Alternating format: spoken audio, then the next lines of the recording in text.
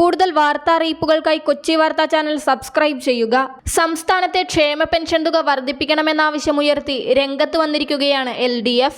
ഇക്കുറി സംസ്ഥാന ബജറ്റിൽ ക്ഷേമ പെൻഷൻ വർധനവ് പ്രഖ്യാപിക്കണമെന്ന് LDFിൽ നിന്നും സമ്മർദ്ദം ശക്തമായിരിക്കെ അതിനായി പണം കണ്ടെത്താൻ കഴിയാതെയിരിക്കുകയാണ് ധനവകുപ്പ്. 2021 ഒന്നാം പിണറായി സർക്കാർ അവതരിപ്പിച്ച അവസാന ബജറ്റിലാണ് ക്ഷേമ പെൻഷൻ 100 രൂപ കൂട്ടി 1600 ആക്കിയത്. കടുത്ത സാമ്പത്തിക പ്രതിസന്ധിയെ തുടർന്ന് ആ തുക കൃത്യമായി വിതരണം ചെയ്യാൻ സംസ്ഥാന സർക്കാരിനായിട്ടില്ല.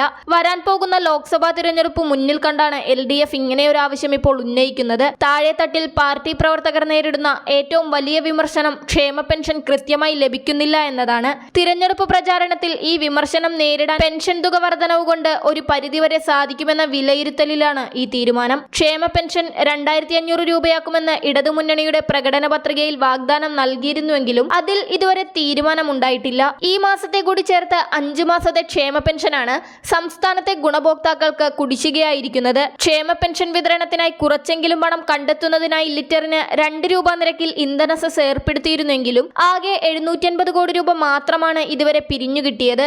ഇതിൽ നിന്ന് ഒരു മാസത്തെ പെൻഷൻ നൽകാൻ പോലും പണം തികയില്ല. ഒരു മാസത്തെ ക്ഷേമ പെൻഷൻ വിതരണത്തിനായി 900 കോടിയോളം രൂപയാണ് ആവശ്യം. ഈ വർഷത്തേക്കാൾ പ്രതിസന്ധിയാണ് അടുത്ത വർഷം സർക്കാർ പ്രതീക്ഷിക്കുന്നത്. എന്നാൽ സംസ്ഥാനത്തിന്റെ കടമെടുപ്പ് പരിധിയിൽ നിന്ന് കിഫ്ബിയുടെയും മറ്റും വായ്പകൾ ഒഴിവാക്കി കിട്ടുന്ന തരത്തിൽ സുപ്രീം കോടതി വിധിയുണ്ടായാൽ സർക്കാരിന് അടുത്ത വർഷം വലിയ പ്രതിസന്ധിയില്ലാതെ മുന്നോട്ടു പോകാനാകുമെന്നാണ് കണക്കുകൂട്ടലുകൾ. വ്യാഴാഴ്ചയാണ് കേസ് സുപ്രീം കോടതി പരിഗണിക്കുന്നത്. കേസ് അനുകൂലമായാൽ പെൻഷൻ വർധനവിനും പെൻഷൻ വിതരണത്തിനും സാധ്യതയുണ്ടെന്നാണ് വിലയിരുത്തൽ.